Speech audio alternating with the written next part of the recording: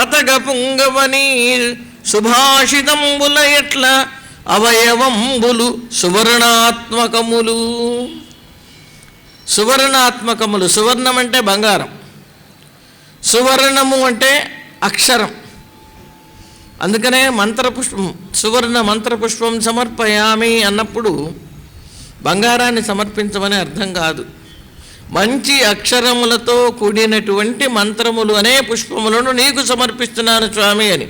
మంత్రపుష్పానికి ఉండండి అంటే ఆ మంత్రపుష్పం వింటే మనకి మంచి ఫలితం కలుగుతుంది. అందుకని ఆ మంత్రపుష్పానికి అంతటి సువర్ణ దివ్య మంత్రపుష్పం సమర్పయామి అంటున్నాం. మంచి అక్షరాలు ఉన్నందువల్ల, మంచి గుణాన్ని ఈ అక్షరాలు వర్ణిస్తున్నందువల్ల ఇది దివ్యమైంది. దివ్యము భవ్యము అని రెండు పదాలు ఉన్నాయి. దివ్యము అంటే గొప్పది, భవ్యము అంటే పవిత్రమైనది. ఈ పవిత్రమైనటువంటిది, దివ్యమైనటువంటిది ఈ సుభాషితముల వలె. సుభాషితములు అంటే మాటలు. మాటలు వేటి వల్ల ఏర్పడతాయి? అక్షరాల వల్ల ఏర్పడతాయి. అక్షరాన్ని వర్ణము, వర్ణమాల అనేవాళ్ళు వెనక పటం మీద రాసి ఉండేది వర్ణమాల అనే ఆలు. అది సువర్ణములతో మాట్లాడుతున్నది, మంచి మాటలతోటి. అలా నీ అవయవాలన్నీ కూడా సువర్ణాత్మకములు, బంగారముతో నిర్మింపబడి ఉన్నాయి. పక్షి వంశవతంస పక్షపాతము నీకు గతి ఎంద కాదు సద్వితతి ఎందు. గమనంలో పక్షపాతం అంటే ఒక పక్కగా వెళుతూ ఉండటం. ఒక రెక్కతో ఉన్నప్పుడు ఒరిగి నడుస్తూ ఉంటాయి విమానాల వలె. సమానంగా రెండు రెక్కలతో వెళ్ళేటప్పుడు మామూలుగా రెండు రెక్కలు చాపి వెళతాయి. ఎడమ వైపుకి ఒరుగుతాయి, కుడివైపుకి ఒరుగుతాయి. దిగేటప్పుడు ఒరిగే వయ్యారం వేరు. పక్షిని చూసే విమానాలను తయారు చేశారు, ఆకాశంలో ఎగిరేటటువంటి విధానాన్ని. నీ పక్షపాతం నీకు గతి ఎందకాని నడకలోనే తప్ప గతి ఎందు మానవుల ఎందు ప్రవర్తించటంలో లేదు. సద్వితతి సమస్తమైనటువంటి మంచి పదార్థముల ఎందు ఎవరు మంచివాళ్ళైతే వాళ్ళ పట్ల నీకు ప్రేమ ఉంటుంది. అధికతాపరీతాత్ముడైన నాకు ఎట్లు వచ్చిది చలిగా అట్పునట్లు నీవు. మంచి వేసవికాలం ఎండల్లో కొంచెం మబ్బులు పట్టి చినుకులు పడితే ఎంత హాయిగా ఉంటుందో, అలా ఇప్పుడు దమయంతి విషయాన్ని విన్నందువల్ల విరహతాపంతో బాగా వేగిపోతున్నటువంటి నలుడికి హంస వచ్చి చెప్పినటువంటి మాటలు చల్లని గాలి తగిలితే శరీరానికి ఎంత హాయి కలుగుతుందో అట్లాంటి హాయిని కలిగించావు. పూర్వజన్మ మహాతపస్ఫురణ చేసి నీదు సన్నిధి సమకూరెనిది ఇవోలే.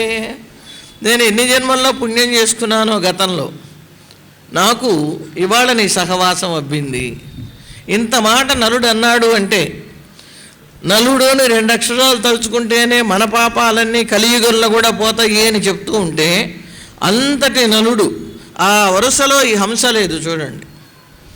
కర్కోటకస్య నాగస్య దమయంత్యాహ నలస్య చ ఋతుపర్ణస్య రాజరిషే కీర్తనం కలినాశనం అని చెప్పినటువంటి వరుసలో నలుడు, దమయంతి, కర్కోటకుడు. కర్కోటకుడు అనే నాగుడు, ఆయనకి విశేషణంగా వేశారు. ఋతుపర్ణుడు అనే రాజు. నిజానికి హంసిని కూడా చేర్చాలి, హంసని చేర్చల. అంతటి గొప్పవాడైనటువంటి నలుడు నా పూర్వజన్మల పుణ్యం వల్ల నువ్వు నాకు లభించావు అన్నాడంటే ఈ హంస ఎంత గొప్పది. ఇంతగా నలమహారాజు పొగిడాడు అంటే అది ఎంతగా మాట్లాడింది.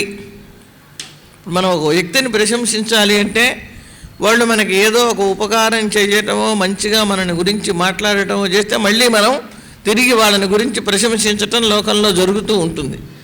అటువంటి హంస అలా ఆ నలమహారాజు చేత ప్రశంసలు అందుకున్నది. ఇంకా ప్రశంసిస్తున్నాడు.